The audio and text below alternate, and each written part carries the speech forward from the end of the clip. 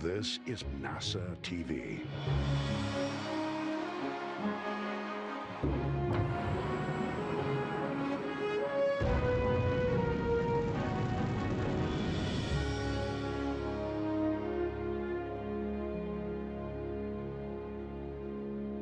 Good morning, everyone, and welcome to NASA's Johnson Space Center in Houston, Texas. I'm Sandra Jones, and we're here today to talk about the upcoming Crew-5 mission, where 4 astronauts will launch to the International Space Station as part of NASA's Commercial Crew program. We're going to hear from a few folks off the top, and then they'll give their opening remarks, and we'll move right into our question and answer session with those media in the room, as well as media on the phone bridge. I'm going to start off by introducing our participants, and then I'll hand it over for opening remarks. Joining us today in the room is Catherine Leaders, the Associate Administrator for Space Operations Mission Directorate at NASA headquarters in Washington, Steve Stitch, Manager of the Commercial Crew Program at NASA Johnson, and Joel Montalbano, Manager of the International Space Station Program at NASA Johnson. We also have 3 folks joining us virtually today, and those are Benjamin Reed, who is the Senior Director of Human Spaceflight Program at SpaceX, as well as Hiroshi Sasaki, the Vice President and Director General of the Human Spaceflight Technology Directorate at JAXA, and Sergei Krikalev, Executive Director of Human Space Programs at Roscosmos. So with that, I'll turn it over to Kathy for some opening remarks.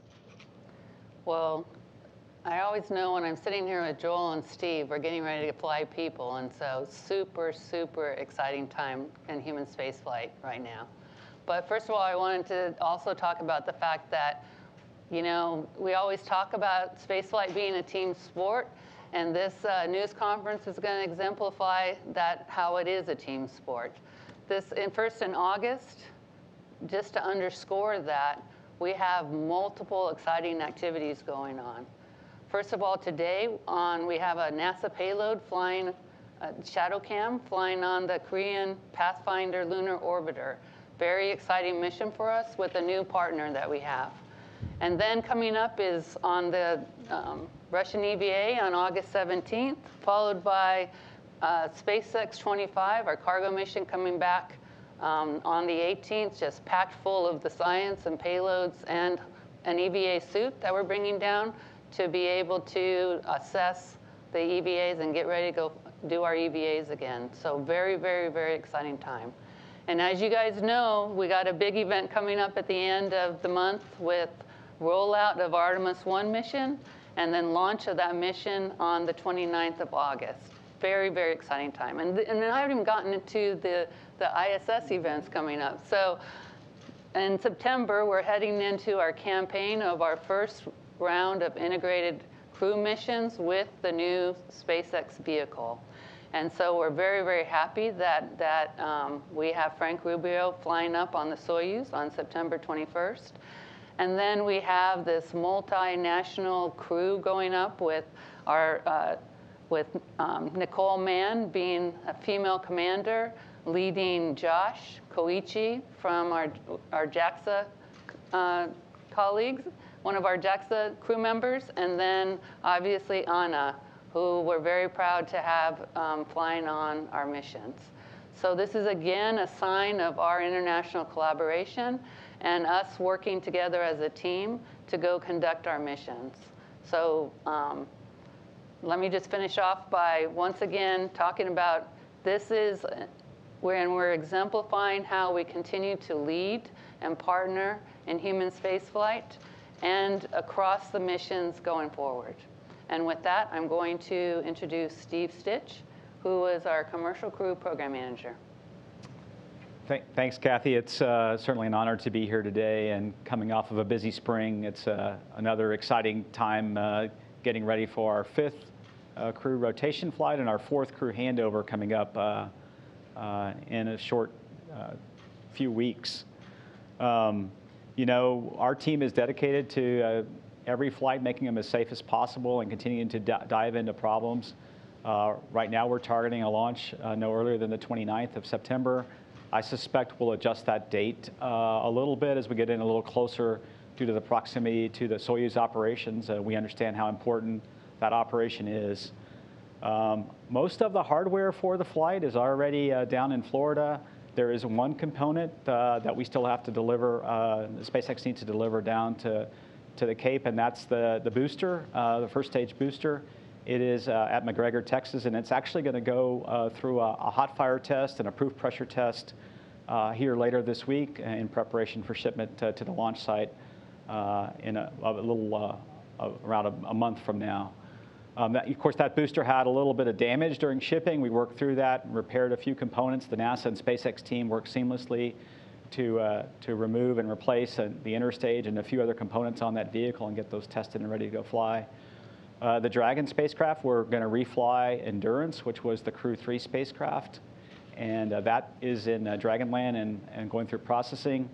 The heat shield has been mated. You know, we've had a few issues with heat shields in the past, making it through their acceptance testing, and this one has mated and it's ready for flight.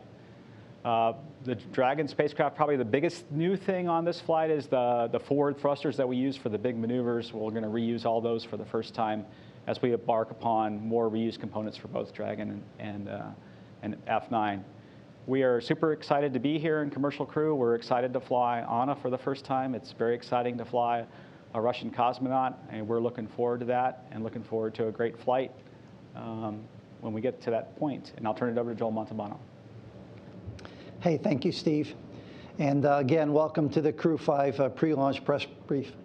You know, it seems like just yesterday we were here talking about Crew-4 and Steve Stitch's birthday, launching on that day. And tomorrow marks 100 days for Crew-4 on orbit. And that crew has been extremely busy doing the utilization and research, the technology development for exploration, as well as our commercial low Earth orbit activities. And, you know, with Crew-5, we're looking at about a 5 to 6 month mission. Generally, we have about 250 to 300 experiments for the crew to do. And again, looking forward and preparing for this mission. As Kathy mentioned, we have a number of activities this August. She mentioned the Russian EVA on the 17th. Looking forward to SpaceX 25 return on the 18th.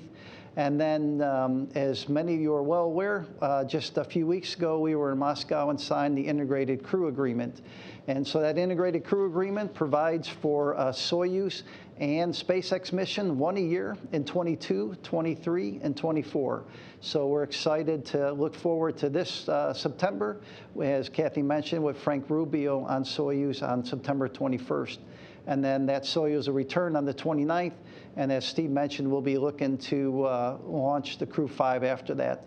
Again, no earlier than 29th, but we're working to probably move that a few days to the right. Last week, I think everybody's aware that Congress passed the CHIPS and Science Act of 2022, which included a NASA Authorization Act, the first in 5 years. And included in that was basically codifying an ISS extension. And so with that behind us now, we'll be working with our international partners as they go through their governmental processes on ISS extension. So once again, it's excited to have Crew-5 up there. You know, it's incredible. You look on board, the crew members are always smile on their face. You know, the work they do and the work they do on orbit, the work they do to benefit people here on Earth is just amazing. I can tell you that the teams at Johnson, the teams at Marshall, the teams at all the NASA centers, as well as our international partners are ready for this mission, and we're excited to be talking about it with you today. With that, let me hand it over to Benji at SpaceX. Great. Thank you, Joel. It's an honor to be here, as always, and great to see Kathy, Joel, and Steve all there. Sorry I'm not with you guys in Houston at the moment, but we're here in Hawthorne, getting ready for this great flight coming up, and we're really looking forward to flying Nicole, Josh, Koichi, and Anna. This will be a mission of firsts. It'll be our first female commander for Dragon, and also the first time we fly a cosmonaut. So that's always exciting. Crew-5 will be our 8th human spaceflight mission, which is constantly kind of mind-blowing to me to think about how far we've come in this partnership with NASA, with Commercial Crew Program, and with ISS in just the last few years. It's also our 7th specific human spaceflight mission to the International Space Station. As part of making that happen, along with our cargo missions, we have 4 Crew Dragons in our fleet and 2 Cargo Dragons, with a 3rd Cargo Dragon coming on later this year, getting ready for CRS-26, as Joel mentioned. This will actually be the 2nd flight. Crew-5 mission will be the 2nd flight of the Dragon Endurance spacecraft, which previously flew on Crew-3 to and from station. I'd like to take a quick moment to talk about a couple of items that we were paying attention to in preparation on the hardware for this mission. One of them was some transport damage that occurred on the first stage, on our booster stage of the rocket. While in transport, the booster stage came in contact with a bridge in the route, basically on the way down between Hawthorne and in Texas and McGregor. And we assessed that damage. It was actually a fairly minor incursion, but it still caused some damage. We decided to replace the composite interstage and some of the other components on that first stage. We went through a very robust process of analysis and test to assure that that stage would be ready to go and absolutely safe to fly the crew as we do for every mission. We want to make sure it's as safe as we've all certified it to be, and that we're confident in flying the crew members. Nonetheless, the stage will go through its full testing round down at McGregor, and it's doing that right now. So we've gotten through all of our analyses and our assessments. We've gotten through all of the replace or repair that we needed to do, and now we'll put it through a rigorous standardized tests to make sure that it's ready to fly on its way, and then head it on down to Florida. So that'll be good. Another thing that I wanted to mention was that there were some findings on the return of the Crew-3 parachutes. Really, just one finding. There was a small bit of damage discovered on a single main canopy of the chute system. We believe that what happened there was a little bit of the overall parachute system came in contact with that canopy, caused a small bit of damage to the canopy itself. There was actually no impact that we could measure, that we could see in terms of overall performance of the vehicle. Certainly, the crew on Crew-3 during the return were never at risk, and there was no significant change in the environments that were detected during Crew-3. This is within this kind of contact, this kind of little bit of damage is all definitely within the performance capabilities of the parachute system, and within our expected analyses. However, as always, in an abundance of caution, and always looking to improve and further increase safety for the crew members and reliability for all of our missions, we are continuing down the path of doing analyses and testing, and jointly in bringing NASA along very closely with that to ensure that there's nothing else there that we're concerned about, and particularly really to help us improve and see what we can do to even further improve the safety of the parachute system. But based on all of the data and assessments that we've done so far, we are confident that there is no risk coming from this to the team, that this crew on station, Crew-4 that's on station that needs to return, and then also the Crew-5 vehicle, and we're getting ready to launch it. So just wanted to make sure that we mentioned a couple of those items that we've been tracking. But again, everything's on track for this mission and on track for keeping the crew safe and launching them safely and bringing them home safely to their families at the end of the mission. Kathy mentioned it earlier, but I think it's great to give a quick shout out to our Falcon and launch teams and everybody at SpaceX, and also our partners on the Korea Pathfinder Lunar Orbiter, or KPLO mission, which will be launching to the moon in just a few hours. Again, it's really exciting to meet all of what we're doing together and all of these great partnerships like the International Space Station and all these great folks that were here on the call right now. And I'll note, just as a side note, that today's launch will be the 34th mission for SpaceX this year. And we had launched 31 last year, so that's amazing. So go teams, and thank you to all of our customers and partners and their trust. And specifically today, I want to thank NASA, JAXA, Roscosmos for your trust and your partnership, certainly want to thank the crew members and their families for their trust. And of course, a big shout out and thank you to all of the SpaceXers and their families for everything that you do every day to make this possible. We are grateful for the opportunity to fly Crew-5 and looking forward to it. And of course, bringing Crew-4 home safely. And with that, I'd like to hand it over to JAXA Director General Sasaki. Yeah, thank you for the introduction. I'm Hiro Sasaki, Vice President of JAXA, responsible for human spaceflight and space exploration. First of all, on behalf of JAXA, I would like to sincerely appreciate the NASA leadership and all the members, including SpaceX, who are working so hard for the Crew-5 launch preparation and continuing the ISS operations. I'm very pleased that astronaut Koichi will board the Crew-5 with US astronaut and Russian cosmonaut and participate in the long-term mission in the ISS. This is his 5th flight, highest number of flights made by Japanese astronaut. It is a first flight for the 3 crew members who will be onboarded with Koichi. I'm confident that his extensive experience will be a great assistance. I hope he will achieve this mission with all crew members as one team. During his stay, JAXA plans to conduct various utilizations. I would like to show 3 items based on the open platform partnership program between Japan and the US.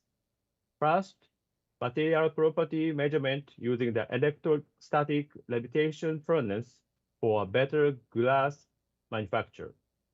Second, robot programming competition in which about 1,400 students from 12 Asia Pacific countries and regions participated. Third, rodent habitation research under partial gravity for future human lunar exploration. In addition, as an original initiative of JAXA, we will conduct a combustion experiment under high O2 concentration that will contribute to fire safety in future space exploration. JAXA will continue its effort on Kibo from a wide range of perspectives, including the contribution for better life on the ground and technology demonstrations for future space exploration. Since the Crew-1, Japanese astronauts have been onboarded on the Crew Dragon every year. Astronaut Furukawa is also signed up for upcoming flight. In addition, we are currently in the process of selecting new astronauts from more than 4,000 applicants. We expect to announce the result of selection during Koichi's stay, and he will hear the news in the ISS. We will continue our effort to ensure that Japanese astronauts will keep playing an important role in progressing human space exploration and development. Thank you for your attention. I'd like to hand over Sergei Karukharuk, Executive Director of Roscosmos.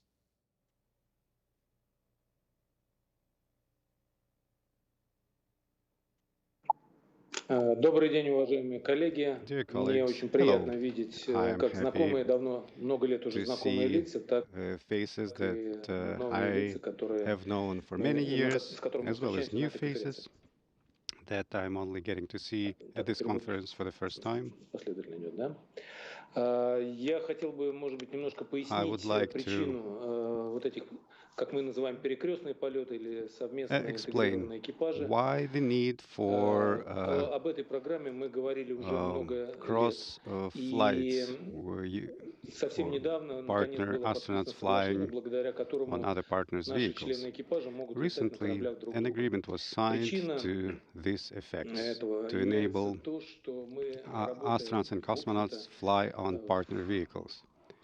The reason for this is that we are working in extreme environments for both hardware and people, and we always strive to increase the reliability of the program. And this is done by supporting each other and providing redundancy. Earlier, we had shuttles and Soyuz vehicles to deliver cargo and people to and from the station. Then we had a period of time when only one vehicle was available.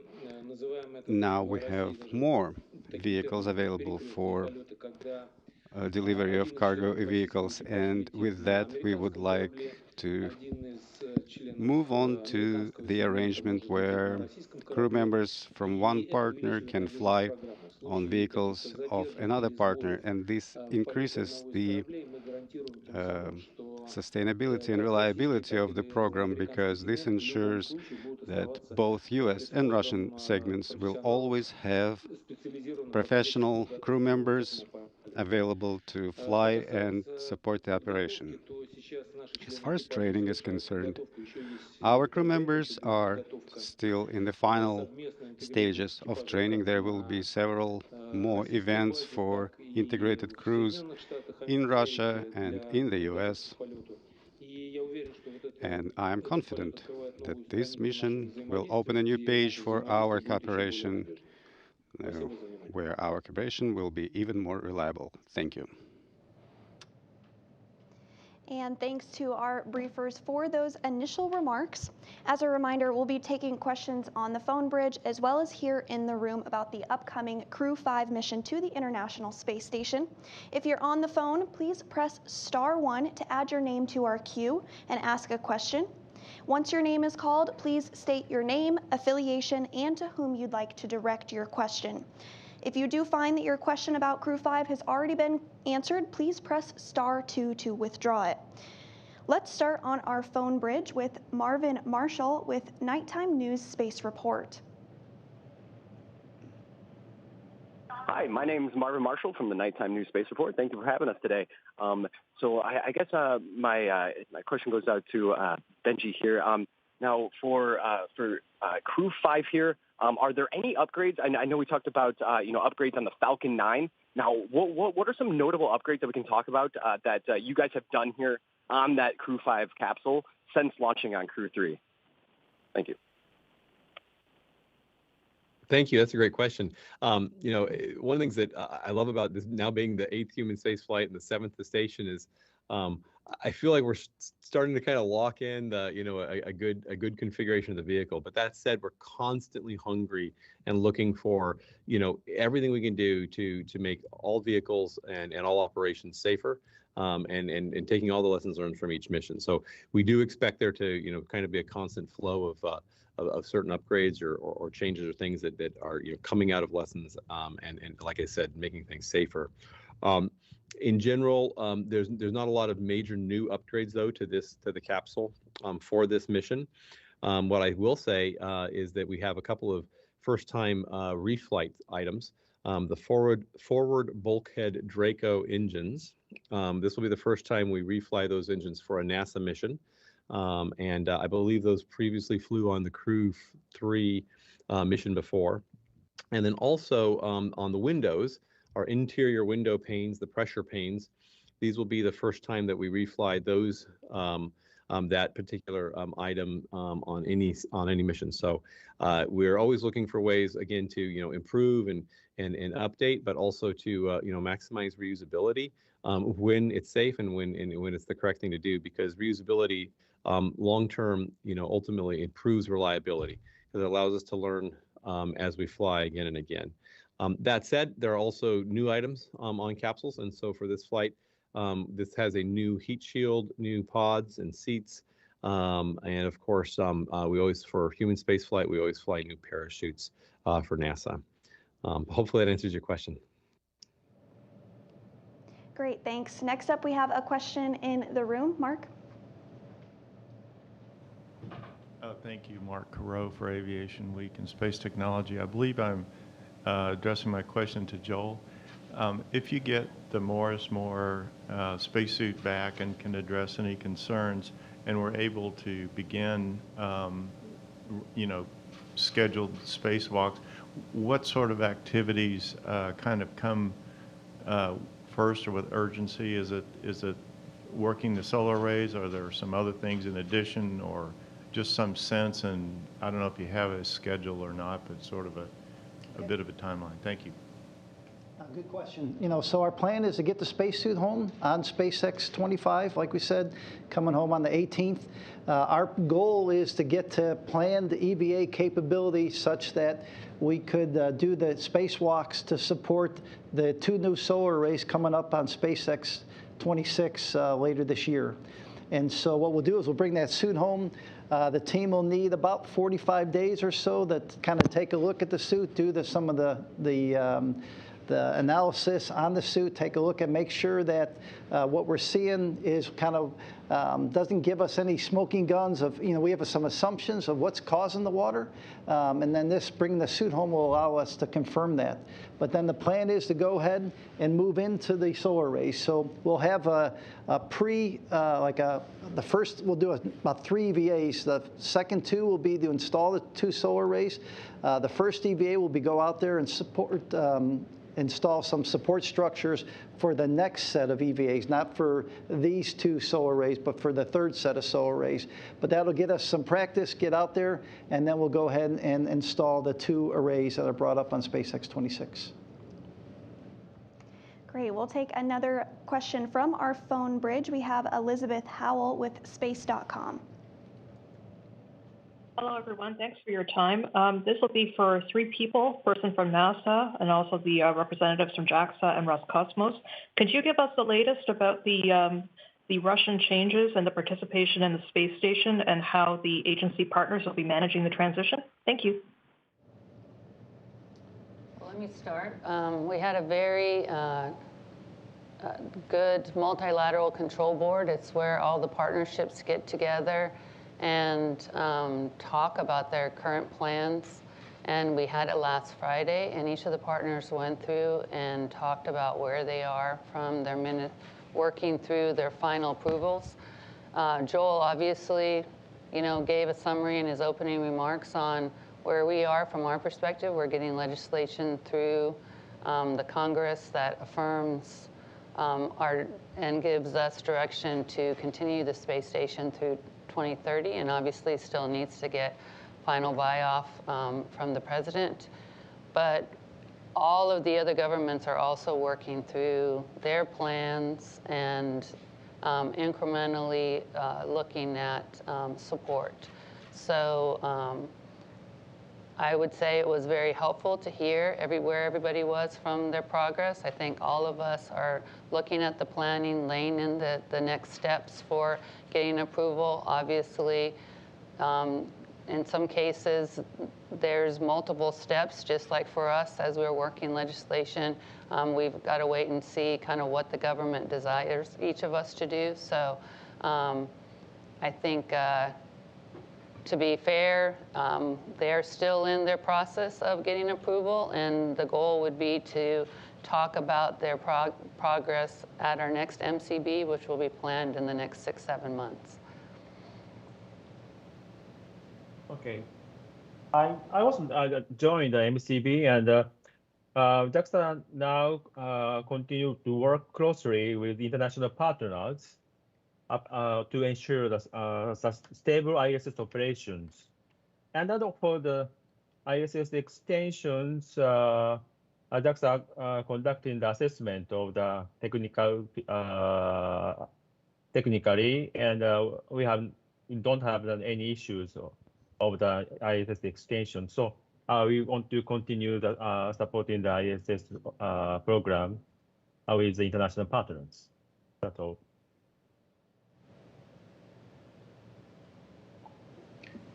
Ну и с российской стороны я хотел бы продолжить то, что говорили мои коллеги, I would like to echo the same sentiment that my colleagues have expressed. The station was designed initially for 15 years, and the operation has been extended a couple of times. Now, all of us have agreed to operate the station through 2024, and in order to continue past that, the technical condition must be evaluated carefully, which is now being done by the Russian specialists. Of course, the station will have an end eventually.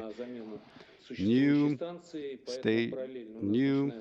spacecraft will replace the ISS, and we are looking into projects for the new station. But for now, we are working on extending the operation on the ISS. We don't know for how long yet past 2024, but until 2024, the work will continue nominally and in accordance with the international agreements. If there is a technical reason to terminate operation of a particular element of the station, we will, of course, coordinate that with our partners per our interface procedures to make this transitional period as seamless as possible for all program participants. Next up, we'll take a question in the room. Gina.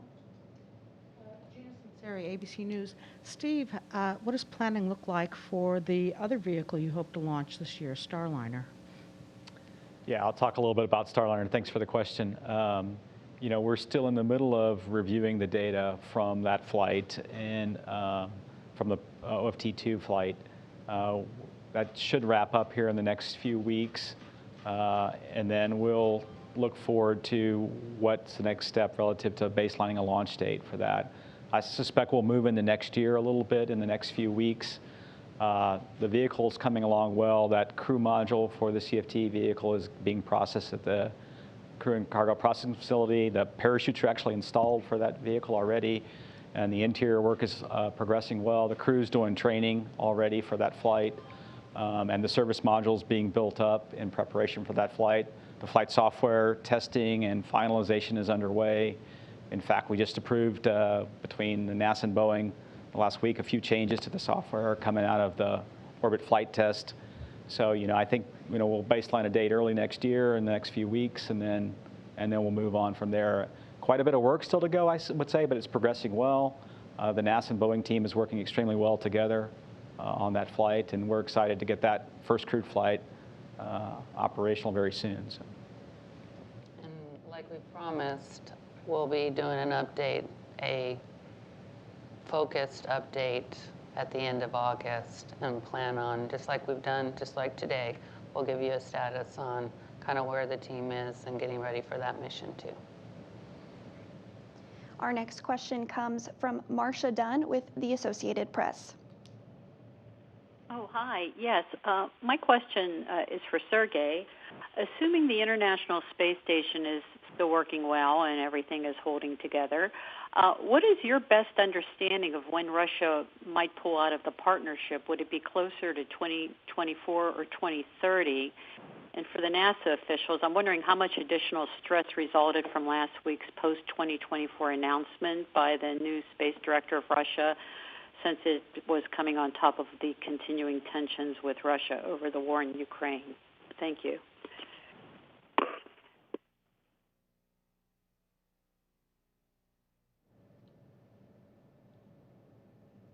So maybe, Sergey, I'll start. I think, Marcia, I actually feel like like I talked about, we had a really good multilateral control board. Obviously, there's a continued partnership that we have across the board, and this partnership's been very, very important to us in all kinds of, under different kinds of conditions. And I think the team's been carefully working through, like Sergey said, first the technical assessments. We've obviously done our technical assessments on our side through 2028, which is what supported our ability to be able to go and make the recommendation first to the White House and then have that carried forward over to the Congress, and is really supporting kind of the current legislation that's upcoming for us to extend all the way to 2030. Obviously, all the partners, you know, our intent from a NASA perspective is obviously to stay in LEO and continue to use the station extension as a continuance while we're also developing our commercial LEO platforms. And I think that strategy has been consistent across the board, and obviously other partnerships are looking at that strategy. You know, we need to continue to do this step by step. Yeah, as we all know, that there's a process for each one of us to go through, first technically to assess it, and then lay in their integrated strategies and how to work and what their strategies are in low Earth orbit. And so I think this is continued process for each of us. But what we found out last week, and like I keep talking about, I don't know if people realize that boards are exciting things, but boards are really where, we come and talk together. And it was very heartening to hear the progress and the support across the board from each of our partnerships for us to continue to work together in space and to continue to look at and plan together for our LEO work that we're going to be doing in space.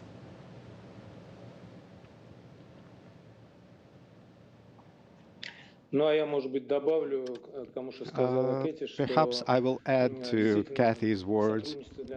Indeed, cooperation is very important in a program like this for all partners. As far as the statement for 2024, perhaps something was lost in the translation, but the statement actually said that Russia will not pull out of the program until after 2024. This means up until the end of 2024, there will be no changes. And after 2024 may mean 2025, 2028, or 2030. And the specific concrete decision about termination of the program will be based on the technical condition of the station and the assessment of all partners. Our next question is on the phone bridge, and it comes from Isam Ahmed with AFP. Hi, thank you for doing this. This question is for Benjamin Reed. I was wondering, is SpaceX looking at an evolution of Dragon that can perform reboost and or attitude control for the station? Thank you. Thank you for your question. That our contracts with NASA are for carrying crew and cargo to and from the station, and we're very excited to stay focused on that. Certainly, we're here to serve NASA, our customer, and the international partnership in whatever is the best way we can, but we're keeping our eye on the ball, which is very much focused on crew and cargo missions. Our next question comes from Jeff Faust with Space News. Good afternoon. This is a question probably for Kathy or Joel. You mentioned the integrated crew agreement covers one flight a year, I believe, through 2024. What are the plans to get Starliner included in that agreement so that you can do 2 flights a year and not have to toggle between integrated and non-integrated crews? Thanks. You want to take it? Yeah. Go ahead. So our plan is after we get past the CFT mission, we'll do an update to the agreement and work with our Russian colleagues such that our long-term goal is to have integrated crews on all the missions. But we wanted to get a couple of the Boeing missions moving forward, and right after CFT, we'll be putting that in work. But everybody understands kind of the long-term goal. We just are doing this in steps. Okay, great. We do have another question on the phone bridge from Martin Bales with Czech News Center.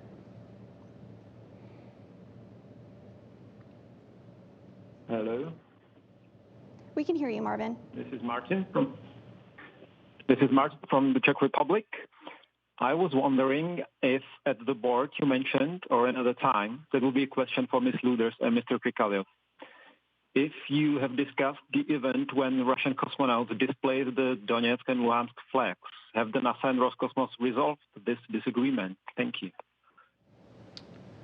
So I think, there's obviously rules, and we have agreements on the different aspects of activities we do on the International Space Station. And I think that's a continued discussion item, and that we continue to work with our partnerships.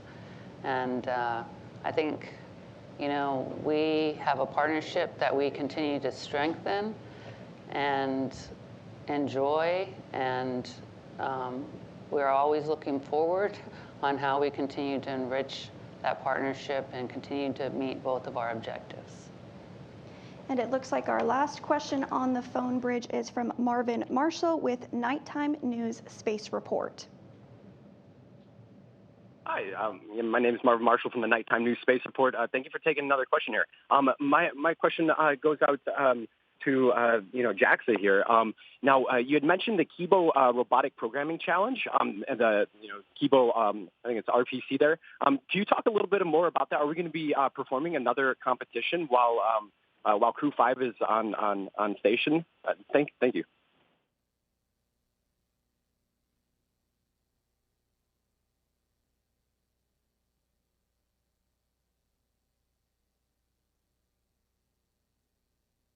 Sorry, I'd like to confirm your question.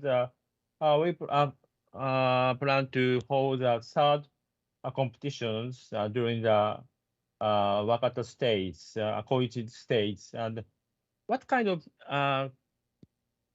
competition are you talking about? Yeah, most certainly. Sorry about that. Yeah, so I think it's the Kibo, the KIBO RPC Robotic Programming Challenge that JAXA does there. And I was really just curious if there's going to be another, live stream competition while Crew-5 is on the space station there. Thank you. Yeah, we are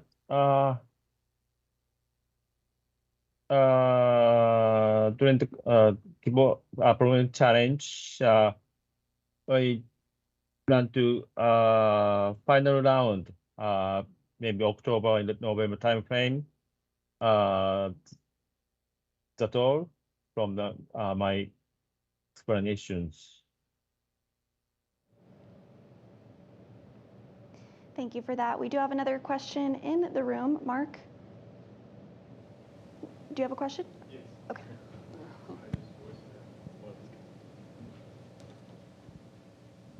Mark Carreau with the Aviation Week. I have a perspective question, and I'll kind of aim it towards Kathy leaders. However, among you, if you feel one or the other or more should answer, it's a perspective question on looking back to your earliest engagement with the station and sort of what you think, based on that, has happened in terms of the scientific research, the structure, and the international. Has it lived up, exceeded? I don't know, in a way, I'm asking, is this Apollo or more? Well, I think what's amazing about the International Space Station, I'm definitely going to let Joel jump in too. But what I think is amazing about the International Space Station is how it was really created for establishing this peaceful endeavor, international peaceful endeavor in space. And honestly, it's been through these relationships with our international partners that we have really learned across the board and about teamwork, how to work together in space, that right now is taking us forward to our endeavors around the moon and on the moon and working together going to Mars.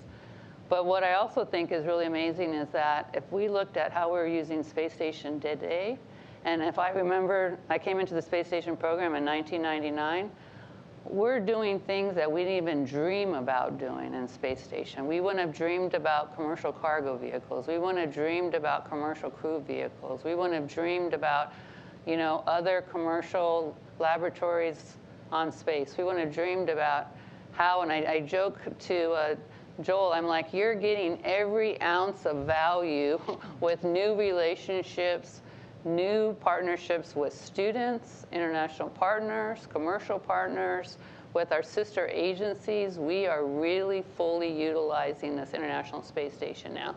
We are actually kind of having problems because we're having people kind of fight about payload locations and what we're going on orbit, and we've got Earth instruments wanting to knock off astro instrument. So it's actually like this really, really amazing time in the International Space Station program. When we had the R&D conference last week, when you saw all the excitement and all the new users and folks there across the board, it was so exciting. And it is really appropriate that that conference was called the Decade of Results, because I kind of joke that we're seeing the numbers of investigators, researchers, but I think what's really amazing is that, Kurt Costello said last week that I think we have, 400 publications, but 185 of those have been in the last 2 years. So if you think about that, and I take that rate going forward, I told Joel, I said, I think I want to see like 15,000 papers done. You keep that rate, just keep duplicating that. We've got the log scale here, so that by the time we actually, like Sergey said, at some point we will have to deorbit space station. But man, do we want to use it. And I know the data we're getting on space station now will be used for tens of years, maybe 100 years out there, and people continuing to use that data for research. So Joel, let me let you jump in. Yeah, sorry. Yeah, one of my favorite questions, and I'm a little biased, but I think we have the data to back it up. We are doing amazing things. That Kathy mentioned, developing the commercial world. Besides being the blueprint for international cooperation and how what we do on board space station kind of sets the tone across the globe. The work we do on orbit, the life support work, the work we're doing on space station is going to help human spaceflight, not just the United States, but human spaceflight across the globe, leave low Earth orbit and go to, back to the moon, go to Mars. We have the luxury of flying, close to Earth and the ability to send frequent resupply ships up and down. But as we go further and further away from Earth, we won't have that luxury. So the fact that we're improving our life support system, the fact that we're looking to recover, 97, 98% of the water on board to reuse that.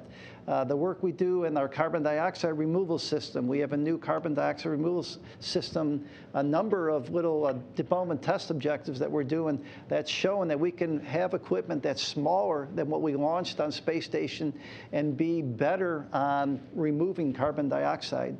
We're working an experiment with a company called Lambda Vision where we're printing retinas on orbit and using that to hopefully restore sight in other people's that have lost sight through their age.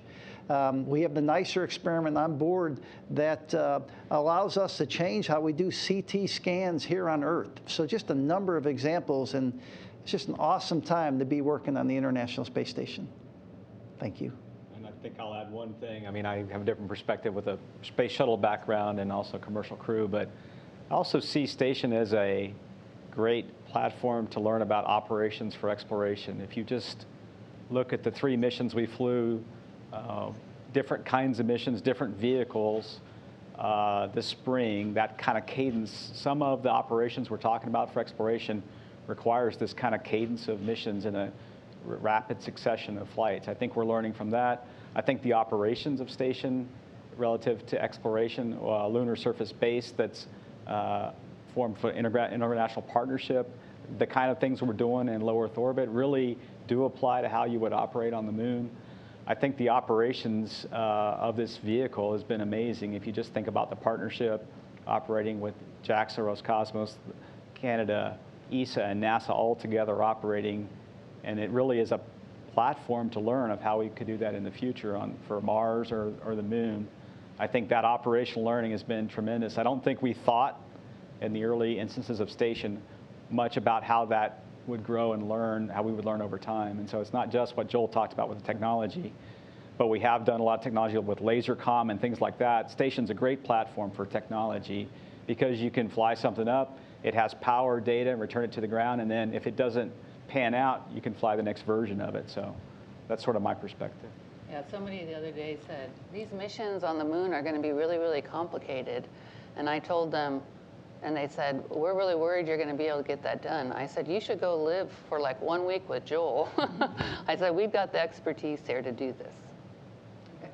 Well, just say one more thing. We are opening the door to other partners. So on the Crew-6 next year, we'll have a UAE astronaut flying for a 6-month duration on board the International Space Station. So we could go on for another hour, but I think we're about up. But as you can see, we could talk about this for a while.